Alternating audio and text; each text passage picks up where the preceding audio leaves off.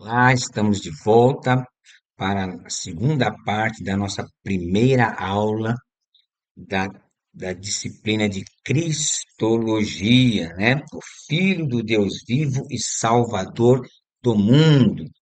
Nós vimos na primeira parte da nossa aula, né? Cristo e a eternidade, vimos Cristo e a criação e Cristo e a Trindade. Agora nós vamos ver Cristo no Antigo Testamento, né, como o Messias, e profecias com respeito à sua primeira vinda, e profecias sobre a sua segunda vinda, o anjo do Senhor, né, e também a tipologia. Então, vamos trabalhar esses tópicos nessa segunda parte. Vamos para os objetivos da segunda lição? Bom, os objetivos didáticos. Primeiro, lançar luz sobre o fato de que Jesus Cristo é o Messias e o pleno cumprimento das promessas presentes no Antigo Testamento. Também fechar a lente nas profecias registradas no Antigo Testamento acerca do Messias e o cumprimento de cada uma delas. Vamos também pormenorizar os vaticínios encontrados no Antigo Testamento sobre a presença de Cristo em pessoa na terra, em ocasiões distintas e com propósitos específicos. Aprofundar o conhecimento a respeito das manifestações de Deus por meio do chamado anjo do Senhor. E, por fim, conceituar a ideia de tipo no Antigo e o seu cumprimento antitipo no Novo Testamento. Então, vamos lá dar continuidade ao nosso tema Cristologia. Bom, Cristo no Antigo Testamento, né? Vamos lá. A Bíblia, em sua totalidade, né, contém 66 livros e dois testamentos. O Antigo com 39 e o Novo com 27. Em ambas as partes, o ensino sobre Cristo é claro e vasto. Esse é um assunto importantíssimo para a cristologia, porque enfatiza o fato de que Cristo está presente em toda a Bíblia, né? E é o personagem principal do plano divino de redenção da humanidade. Bom, então vamos aí à questão do Messias. Messias era o Salvador prometido por Deus que viria para transformar a humanidade. Jesus é o Messias profetizado no Antigo Testamento. Quando ele se fez manifesto em pessoa, os judeus esperavam a vinda do Messias, como estava profetizado no Antigo Testamento. É importante a gente, aqui nesse ponto, refletir uma coisa. No período que Jesus veio ao mundo como ser humano, nasceu, cresceu, na Palestina, ou seja, lá entre o povo de Israel, havia pelo menos duas tradições fortes com respeito à vinda do Messias. Por exemplo, nas vilas, nos interiores, a tradição do Messias, homem de dores, homem que não tinha aparência, como profetizado em Isaías, era mais forte, né? Agora, no centro religioso, onde estavam os religiosos, que era Jerusalém, a profecia que mais eh, estava em voga era a profecia do Cristo que descerá com cavalos brancos para libertar Israel, devolver a terra para Israel, que realmente é o que vai acontecer, mas no final dos tempos. Então, no centro religioso, a tradição do Messias, homem de dores, sem aparência, ela não tinha muita força. Por quê? Porque lá era onde estava a maior parte da insatisfação do povo, né, de Israel contra Roma. Então eles não conseguiam, né, entrar na cabecinha daqueles mestres, daqueles doutores, que o Cristo viria de uma forma, né, um homem de dores, sem aparência, sem nada. Eles queriam que viesse alguém poderoso para libertá-los do jugo humano.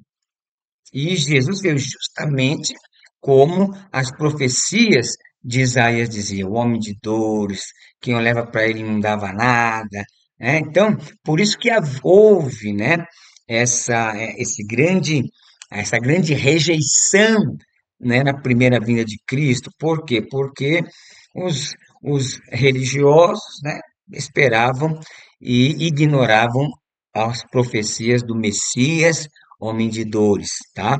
Então, isso é importante a gente entender para a gente poder, né, saber por que que eles foram tão rudes com Cristo quando ele veio. É lógico que não é só isso, né? Quando Cristo vem, ele começa a mostrar um monte de coisas erradas que acontecia, comércio na casa de Deus, havia quebra da lei de Deus através de tradições humanas. Então, Jesus começou a denunciar tudo isso, né? Mas essa questão da tradição mais forte também, ela também influenciou, né? Nessa situação da rejeição de Cristo ali, principalmente lá em Jerusalém, no meio dos religiosos que comandavam a nação. Então, ó, no Antigo Testamento, a unção era a forma de consagrar uma pessoa ou um objeto para uma função sagrada diante de Deus. Assim, os profetas e sacerdotes eram ungidos, simbolizando a capacitação e a autoridade recebida de Deus pelo seu Espírito Santo, para começarem a desenvolver seus ministérios como sinal único de sua dedicação às coisas de Deus. Por isso, após ler na sinagoga Isaías 61:1, Jesus declarou, né, se declarou o ungido do Senhor, ou seja, o Messias. Então, é, é aí que começa a rejeição, né? Porque como que esse homem pode ser um ungido de Deus se ele não está demonstrando nada, não tem cavalo branco, não está nos livrando dos romanos? Então vamos ver esse texto, ele é muito interessante, que é quando Jesus começa a ser rejeitado. Capítulo 4, versículo 16 de Lucas. E chegando a Nazaré, onde fora criado, entrou num dia de sábado, segundo o seu costume, na sinagoga, e levantou-se para ler. E foi-lhe dado o livro do profeta Isaías. E quando abriu o livro, achou o lugar em que estava escrito: E o Espírito do Senhor é sobre mim, pois que me ungiu para evangelizar os pobres, enviou-me a curar os quebrantados de coração, a apregoar liberdade aos cativos e dar vistas aos cegos, e pôr em liberdade os oprimidos, a anunciar o ano aceitável do Senhor. E cerrando o livro e a, tornando a dá-lo ao ministro, assentou-se, e os olhos de todos na sinagoga estavam fitos nele. Então começou a dizer-lhes: Hoje se cumpriu esta escritura em vossos ouvidos. E todos lhe davam testemunho, se maravilhavam das palavras de graça que saía da sua boca e diziam: És o filho de José? E ele, e eles lhe dizem: Sem dúvida, medireis este provérbio. E ele lhes disse: Sem dúvida, medireis este provérbio. Médico, cura-te a ti mesmo. Faze também aqui na tua pátria tudo o que ouvimos ter sido feito em Cafarnaum. E disse: Em verdade vos digo que nenhum profeta é bem recebido na sua própria pátria. E aí nós conhecemos, né, o, o, o texto, né, e eles o expulsaram da cidade e o levaram ao alto cume para tentar, né, precipitá-lo, mas ele saiu. Então veja, aqui já começa a rejeição, né, porque Jesus não aparentava, né, aquilo que eles esperavam do Messias, o libertador de Israel, né? Ou seja, é, eles esperavam, uma grande parte esperava um Cristo libertador, um Cristo político, né? Porque eles estavam cansados, né? E pagou tributo para os medo-persas, depois para os gregos, agora para os romanos. Então, isso ofuscou e eles não conseguiram enxergar Jesus como o Messias. Bom, há três propósitos que devemos ter em mente no tocante às profecias messiânicas, pois elas ajudaram aqueles que viveram antes do nascimento de Jesus Cristo a crer nele e, portanto, contribuíram para a sua salvação. Segundo, possibilitaram aos que viviam na época em que Cristo exerceu seu ministério na terra que as reconhecesse que nele elas se cumpriram e, portanto, foram fundamentais para a sua salvação. E terceiro, proporcionam aos que nasceram depois da morte, ressurreição e ascensão de Cristo, que sabiam que nele as profecias se cumpriram e, portanto, contribuem para a sua salvação. É incontestável que Cristo é o Messias esperado e o cumprimento cabal das profecias registradas no Antigo Testamento, a quem devemos a mais pura e plena reverência. Veja, um, né, dos evangelhos que mais tentou provar isso aos judeus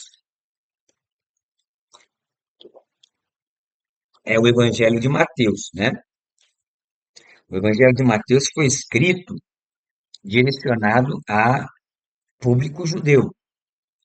Por isso você vai encontrar diversas vezes no livro de Mateus, né, a seguinte frase: para que se cumprisse o que fora dito pelo profeta. Porque Mateus tenta provar aos judeus, através dos escritos do Antigo Testamento, das profecias que haviam sido ditas a respeito do Messias, que Jesus cumpria todas elas. Então, por isso que ele sempre vai dar esse tom. Bom, é, profecias sobre a primeira vinda de Cristo. As profecias do Antigo Testamento referentes ao primeiro advento de Cristo na Terra se cumpriram de tal forma que o Novo Testamento categoricamente afirma que quantas são as promessas de Deus, tantas tem nele o sim, né? Que é o que o apóstolo São Paulo vai dizer, né? Apontando para Cristo como que aquele que cumpriu, né, com as profecias, né, da sua primeira vinda. E que Deus, segundo o seu beneplácito, que propuser em Cristo de fazer converger nele, na dispensação da plenitude dos tempos, todas as coisas, tanto as que estão no céu como as da terra. Efésios, né, capítulo 1, 9 e 10. Paulo ainda afirma, né? Paulo afirma ainda que, vindo, porém, a plenitude dos tempos, Deus enviou seu filho, nascido de mulher, nascido sob a lei. Gálatas 4:4. Então, a primeira promessa divina sobre a vinda de Jesus ao mundo está em Gênesis 3:15. Este verso é chamado de proto-evangelho por ser a primeira profecia sobre o primeiro advento de Cristo. Esse texto é um texto importantíssimo, porque aqui Deus, ele desce ao jardim para falar com o homem caiu, nós conhecemos a história, e no verso 15, vou pegar um pouquinho mais antes para a gente entender uma coisa, ó. Eu vou pegar do 11 para a gente pegar aí um contexto melhor. Aqui é quando Deus, né, é, foi ao jardim, o homem já tinha caído, e aí no verso 11, Deus diz assim: E disse Deus: Quem te mostrou que estavas nu? Comeste tu da árvore que te ordenei que não comesses? Então Adão disse: Olha aí o Adão, a mulher que me deste por companheira, ela me deu da árvore e eu comi. Então, o Adão já logo jogou, né, a batata quente na mão da Eva. Foi a mulher que te deu. Converse com ela. O senhor que me deu, né? Tipo assim. E disse o Senhor à mulher: Por que fizeste isso? E disse a mulher: A serpente me enganou e eu comi.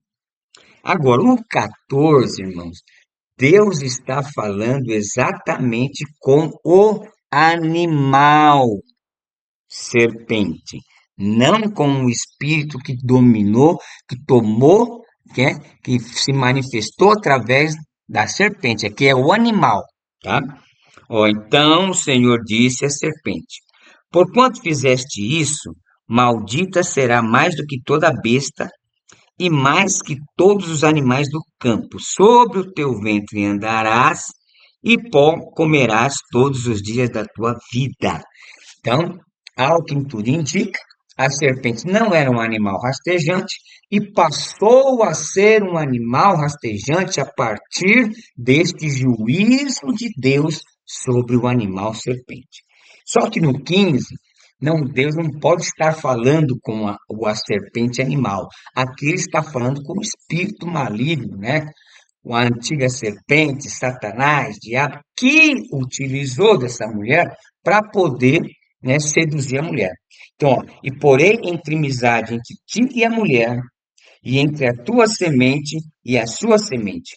Esta te ferirá a cabeça e tu lhe ferirás o calcanhar. Então, aqui a primeira promessa implícita do plano de Deus para a redenção do mundo. Por quê? Porque aqui já prediz a vitória final da raça humana e de Deus contra Satanás e o mal. Ou seja, ela é uma profecia de conflito espiritual entre a semente da mulher, né? Isto é, o Senhor Jesus Cristo, e a semente da serpente, ou seja, Satanás e os seus seguidores. Deus aqui, ele promete que Cristo nasceria de uma mulher e que ele seria ferido e ao ser crucificado, porém ressuscitaria dentre os mortos para destruir completamente, ferir, né, Satanás, o pecado e a morte para a salvação da humanidade. Então nós observamos o quanto esse Gênesis 3,15 é esclarecedor e aponta para a verdade que Deus não foi pego de surpresa na questão, né, da queda do homem. Por isso que esse é chamado de proto-evangelho, porque é a primeira menção que a Bíblia destaca que Deus já tinha um plano de salvação para o resgate do homem. Bom, o cumprimento literal dessa primeira profecia está no Novo Testamento, nos primeiros 4 livros, escritos por Mateus, Marcos, Lucas e João, onde são narrados o nascimento, a vida, o sofrimento, o sacrifício, a morte, a ressurreição e a ascensão de Jesus Cristo aos céus. Uma coisa importante se observar aqui é que, por todo o Antigo Testamento, a linha mestra que liga os diferentes livros e os torna uma impressionante unidade é a promessa da vinda do Messias, né, do Cristo à Terra em pessoa. Por exemplo, né, Cristo da descendência de Abraão, Cristo da descendência de Isaac, Cristo da descendência de Jacó. Então, aí nós já podemos ver, e Cristo também a descendência de Davi, né, como está lá, né, no livro de Samuel e Segunda Crônicas. Outra promessa, né, a promessa do grande profeta, lá no capítulo 18, de 15 a 22 do livro de Deuteronômio, né, temos a profecia dita por Moisés, que ele dizia, ó, um profeta no meio de ti, de teus irmãos, como eu, a ele ouvireis, né? Então, lá Moisés está dizendo, ó, Deus vai levantar um profeta no meio de vocês, né, dos teus irmãos, como eu, a ele ouvireis. Onde o pronome singular enfatiza categoricamente o profeta definitivo que viria, ou seja, o Messias, o Cristo. Também nós temos aí mais algumas profecias da primeira vinda. Bom, seu nascimento seria predito de um precursor, Isaías 40, verso 3. Vamos dar uma olhadinha nesse texto, porque ele é importante nessa questão das profecias acerca da primeira vinda do Senhor Jesus. Olha só, voz do que clama no deserto, preparai o caminho do Senhor, endireitai o ermo, vereda ao nosso Deus. Então, aqui, né, a profecia do profeta de João Batista, né, que viria, né, como, né, preparando o caminho do Senhor. Nós temos aí mais uma profecia no livro de Miqueias, né? Miqueias 3:1, onde fala da vinda do Messias. Essas profecias se cumpriram literalmente na pessoa de João Batista, né? Que também fala, perdão, o Miqueias também vai falar aqui do João Batista.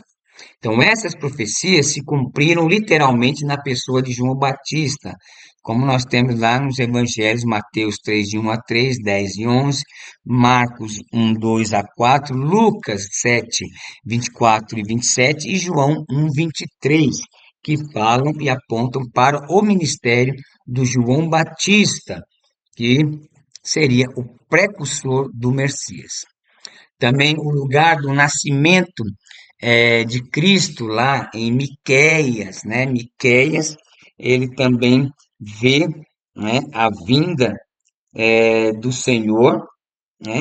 E ele fala exatamente, né, o lugar, né, onde vai acontecer, onde vai vir, né, o, o, o Filho de Deus. Lá no capítulo 5, verso de número 5 a 2, Miqueias também vai declarar, vai falar, né, da vinda do Messias e a cidade na qual ele vai nascer. É impressionante que esse texto ele aponta exatamente, né, essa verdade.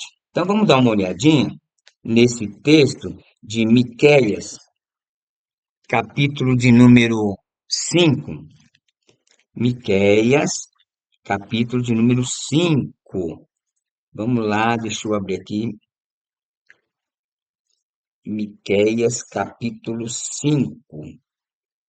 Capítulo 5. Capítulo 5. Capítulo 5. Deixa eu achar aqui, meus irmãos. Capítulo 5 de Miqueias. Olha aí, verso 2 assim. E tu, Belém Efrata, posto que pequena entre as milhares de Judá, de ti me sairá o que será Senhor de Israel, e cujas origens são desde os tempos antigos, desde os dias da eternidade. Portanto, os entregará até o tempo em que a que está de parto tiver dado à luz. Então o resto de seus irmãos voltará com os filhos de Israel. E também o verso 4, e ele permanecerá e apacentará o povo na força do Senhor, na excelência do nome do Senhor, seu Deus. E eles permanecerão, porque agora será ele engrandecido até os fins da terra. E esse será a vossa paz, quando a Síria vier à nossa terra e quando passar sobre os nossos palácios, levantaremos contra eles 7 pastores e 8 príncipes dentre os homens. Então, essa palavra, né, cumpriu cabalmente quando Jesus nasce em Belém. O nascimento de Jesus, né, também profetizado por Isaías, capítulo 7, versículo de número 14, né? Eis que a virgem conceberá e dará luz a um filho, né? E ele será, né, conselheiro, Deus forte, príncipe da paz. E nós vemos o nascimento de Cristo também ali sendo cumprido no livro de Mateus, capítulo 1, do verso 19 a 23. Também as surpreendentes profecias, né, sobre as 70 semanas, né, de Daniel. Essa é uma profecia que ela é muito importante a gente estudar ela, né? Principalmente quando a gente estuda o livro do Apocalipse, a gente sempre está estudando as 70 semanas de Daniel. Por quê? Porque é impressionante a precisão dessa profecia. Olha aqui no capítulo, no verso 24 a 27 dessa profecia, vai dizer acerca do Messias, né? Olha só, verso 24. 70 semanas estão determinadas sobre o teu povo e sobre a tua santa cidade para extinguir as transgressões e dar fim aos pecados, e expiar a iniquidade, trazer a justiça eterna, e selar a visão e a profecia e ungir o santo dos santos. Sabe e entende, desde a saída da ordem para restaurar e para edificar Jerusalém, que foi a partir de Ciro, né? Até o Messias, o príncipe, 7 semanas e 62 semanas. As ruas e as tranqueiras se reedificarão, mas em tempos angustiosos. E depois das 62 semanas será tirado o Messias, aqui, né? Falando da morte. E não será mais. E o povo do príncipe que há de vir destruirá a cidade, o santuário, até o fim. Será uma inundação. E até ao fim haverá guerra. Em estão determinadas assolações. Olha só. E aqui falando do anticristo. E ele firmará um concerto com muitos por uma semana, né? Aqui falando do anticristo fazendo na grande tribulação, né? Uma aliança, né? Com as nações. E na metade da semana, que é 3 anos e meio, fará cessar o sacrifício e a oferta de manjares, e sobre as asas da abominação virá o assolador, e isso até a consumação, e o que está determinado será derramado sobre o assolador. Então, o verso 25 se refere profeticamente ao seu primeiro advento, né? Ou seja, né? Olha aqui, né? Era, sabe, entende desde a saída da ordem, né? Até o Messias, príncipe, 67 semanas e 62 semanas. Se você fizer a conta certinho do ano em que o rei Ciro ele decreta o retorno do povo de Israel para a terra prometida e chegar até o advento de Cristo, você vai ver, né, exatamente como essa profecia se cumpriu, apontando para o primeiro advento e também para a sua morte. Isso aí na escatologia a gente vai estudar. Bom, nós temos as profecias sobre a vida e morte, ressurreição e ascensão de Cristo, né? O Antigo Testamento comprovadamente prolífero em vaticínios sobre Cristo, Messias, como a profecia sobre a vida de Cristo em Isaías 61, tem seu cumprimento em Lucas 17, Lucas 4. As profecias sobre a morte de Cristo em Isaías 53, de 1 a 12, né? Salmo 22, Jeremias 32, 6 a 9, e Zacarias 13, 7 tem seu cumprimento nos evangelhos, né? João 12, 38, Mateus 8, 17, 26 e 31, Marcos 15, 28 e Lucas 22, 37. É importante, tá? Você fazer essas comparações e ler aí na sua casa, né, todas as referências. Eu não vou ler todas essas referências para que a aula não seja tão estendida, né, tão comprida. Mas é importante que você veja isso, compare, perceba a profecia sendo dita, seu cumprimento acontecendo, porque é isso que vai dar a estrutura, né, dentro do cristianismo, da questão da obra de Cristo. Bom, vamos lá. E as profecias sobre a segunda vinda de Cristo, né? Miqueias, né? 5:2, né? Fala sobre a primeira vinda, o Cristo, verso 2, e sobre o intervalo de tempo, que é a época da igreja, verso 3, e o tempo depois da segunda vinda de Cristo. Então, vai lá, né?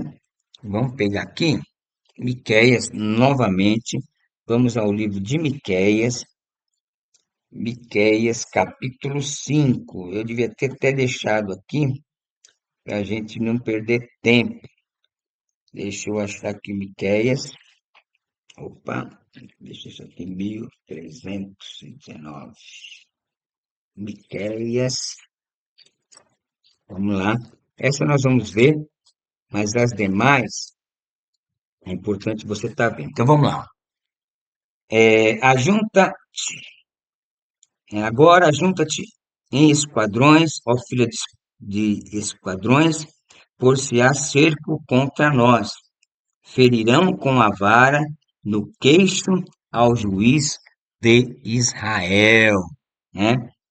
E tu, Belém fraco, portanto, já lemos aqui, Belém 2, né?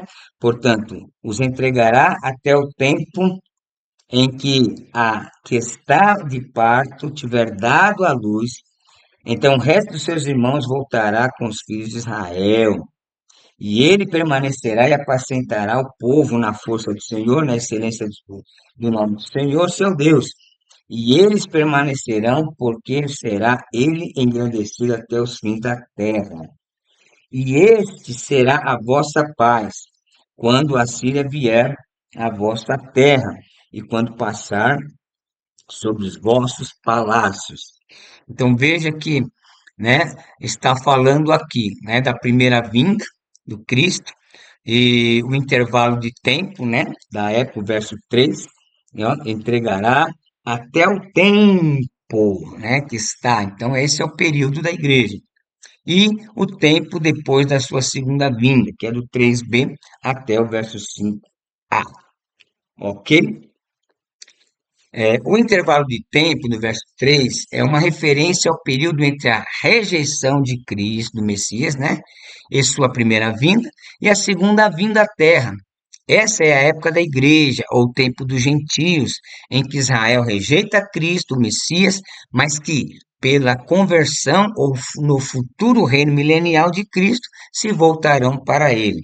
Portanto, o Senhor os entregará até o tempo, olha aí, intervalo de tempo, né? Como está lá quando Paulo escreve aos Romanos, no capítulo de número 11, que trata da posição de Israel, né? Isso aí fica bem claro. Vamos dar uma olhadinha aqui, rapidinho. Romanos, capítulo de número 11, e o verso de número 25. Porque não quero, irmãos, que ignoreis este segredo, para que não presumais de vós mesmos, que o endurecimento veio em parte sobre Israel, até que a plenitude dos gentios haja entrado. Olha aí, tá? Mais uma vez reforçando, né, as perguntas, né? Então veja só o 3b, em que há que estar em dor estiver dado à luz. Então a Virgem Maria dá a luz a Jesus, o Messias, que inicia um novo tempo, né? Esta profecia se cumpriu 700 anos depois, conforme registrado em Lucas. Aí o verso 3, 6, então o restante dos seus irmãos voltará aos filhos de Israel. Aqui temos uma profecia com duplo cumprimento. Primeiro, referindo-se à conversão de Israel, do seu cativeiro de pecados, como diz o texto, todo que invocar o nome do Senhor será salvo. E a segunda, referindo-se à segunda vinda de Cristo, né? E para que é no final da grande tribulação e o início do milênio. Aí no verso 4 que nós lemos, o tempo do intervalo. E também uma profecia com duplo cumprimento, numa época atual, e no futuro reino milenial. Aí, em nossa época, Cristo se manterá firme e apacentará o seu povo, a igreja, suprindo as suas necessidades na força do Senhor, na majestade do nome do Senhor, seu Deus. E eles, a igreja, habitarão seguros.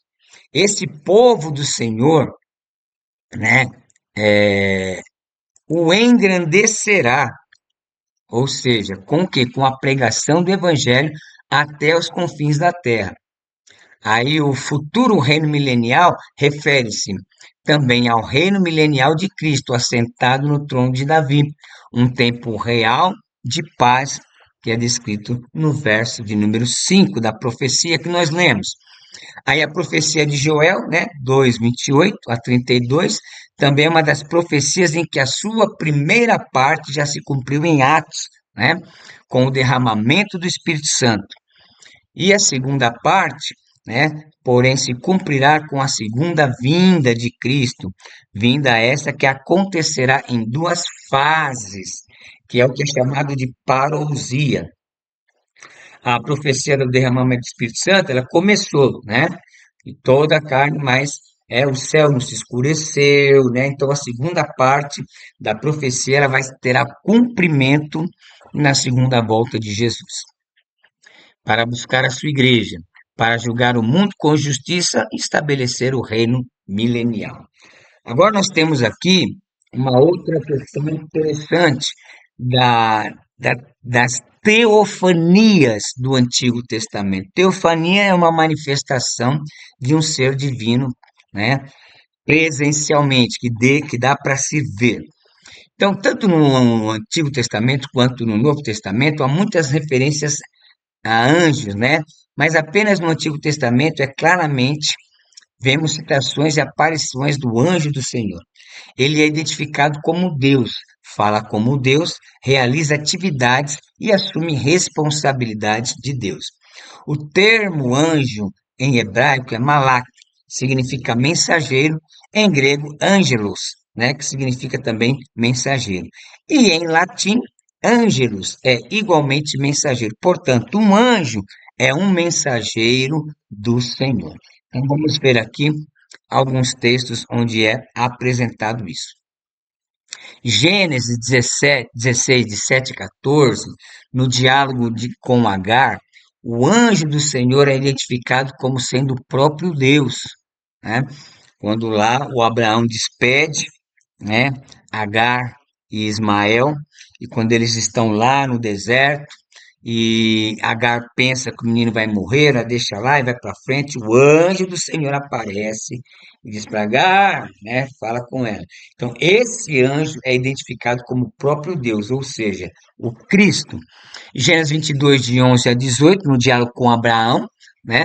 O próprio Deus inicia a conversa e faz o pedido, mas é o anjo do Senhor 12 quem impede o sacrifício de Isaac, né? Como está lá no verso 15 e o verso 16 desse texto. Em Êxodo 3, de 1 a 18, quando o anjo do Senhor, numa chama de fogo, no meio de uma sarça, né, falou com Moisés, né, também o anjo do Senhor. Então, concluímos dessas passagens que em boa parte, as aparições de Deus, ou seja, as teofanias, no Antigo Testamento, e ele é representado pelo anjo do Senhor.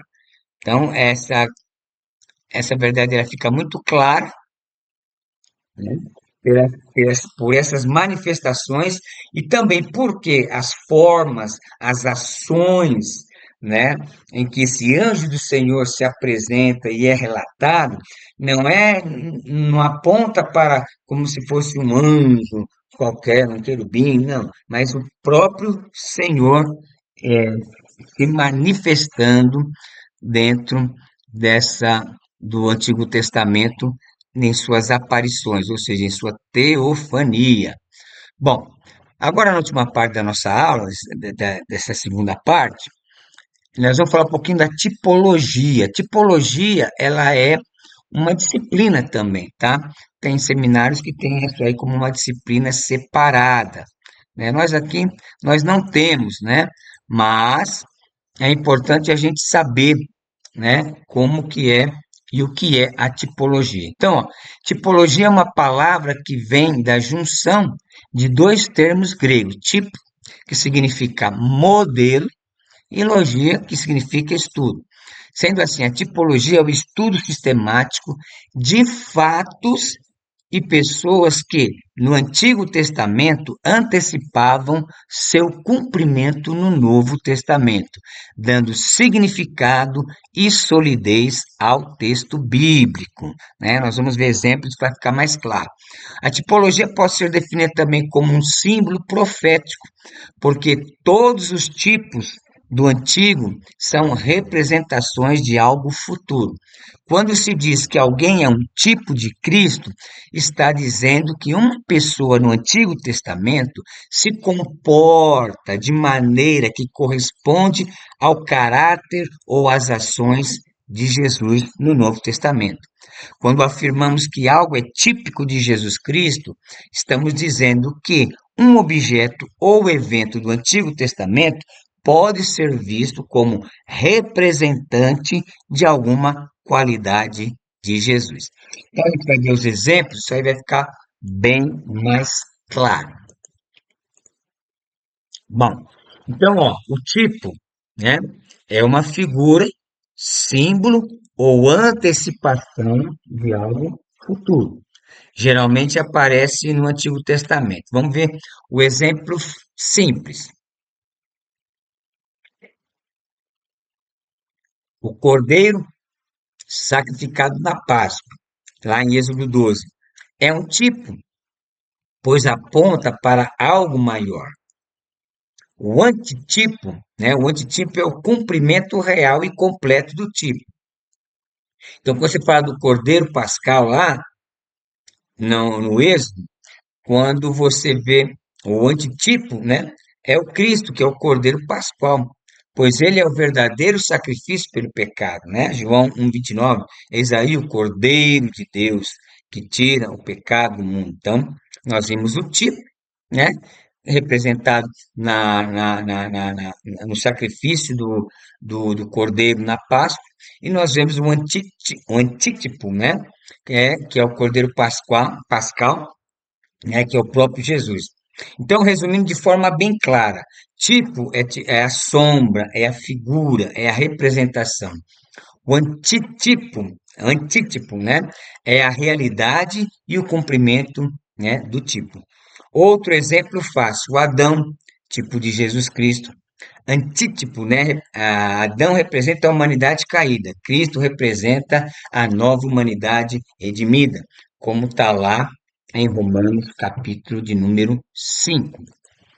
Depois nós temos tipos de redenção, tabernáculo e o sistema de sacrifício, né, e a própria Páscoa, como nós já falamos. O tabernáculo como tipo em Hebreus 9:8, né? Por exemplo, a entrada do sumo sacerdote no tabernáculo, no lugar mais sagrado, né, no Santo dos Santos, uma vez por ano, prefigurava a mediação de Cristo, nosso sumo sacerdote. O véu, um tipo de Cristo. Então, todo o sistema do sacrifício do Antigo Testamento é visto como um tipo em Hebreus. A Páscoa é também um tipo de Cristo por conta do Cordeiro Pascal. E nós temos também pessoas representativas do tipo de Cristo, por exemplo, Adão, né? Abel, Melquisedeque. Todos esses apontam para como um tipo de Cristo. Bom, agora nós temos, por final, os eventos representativos de tipo de Cristo. O levantar da serpente no deserto, né? A serpente estava matando o povo, Deus consulta a Deus, Moisés consulta a Deus, Deus fala para Moisés, ó, faça uma serpente de bronze assim, tal, e todo aquele que olhar para ele será salvo. E era o que acontecia. Aquilo era um tipo de Cristo, né? E quando foi levantado na cruz do Calvário, atraiu todos a eles, e a todos aqueles que atraídos creram, né, foram libertos da morte, ou seja, da segunda morte, da perdição eterna. Quando Abraão levou seu filho Isaque para o sacrifício, era um tipo de Cristo, né? O pai que leva seu filho amado para o sacrifício, né? Deus, Jesus, o filho amado, que foi o sacrifício. No caso do filho de Abraão, Isaque, teve outro substituto, mas no caso de Jesus, não. O pai levou o filho amado, só que ele mesmo realmente pagou. E o sinal de Jonas, né? O Jonas ficou 3 dias no ventre do peixe. E Cristo iria ficar 3 dias e 3 noites no seio da terra. Então, tudo isso são tipos de Cristo. Então, conhecendo agora o conceito de tipo e antitipo, cabe-nos cabe nos rendermos ao cano bíblico como uma mensagem intencional de Deus, a considerar que o Novo Testamento corrobora que o Antigo Testamento representa a intervenção divina na história. Então, nós, né, conseguimos aí cumprir a nossa meta, né, apresentando o Messias, as profecias da primeira e segunda vinda de Cristo, o anjo do Senhor e a tipologia. Na próxima aula, nós vamos falar do advento de Cristo, né? Ou seja, a preparação para a chegada do Messias, a encarnação de Cristo, o propósito da encarnação, a historicidade, né? Muito importante isso. E também vamos falar das duas naturezas de Cristo: a deidade de Cristo, a humanidade de Cristo, a unidade das naturezas de Cristo, ou seja, a natureza humana e é, a natureza divina. Que Deus abençoe e que vocês possam, né, aproveitar bem os slides, ler o livro. Eu tenho certeza que isso vai cooperar na compreensão que vocês estão tendo e vão continuar tendo sobre a Cristologia, a doutrina de Cristo. Deus abençoe e até a próxima.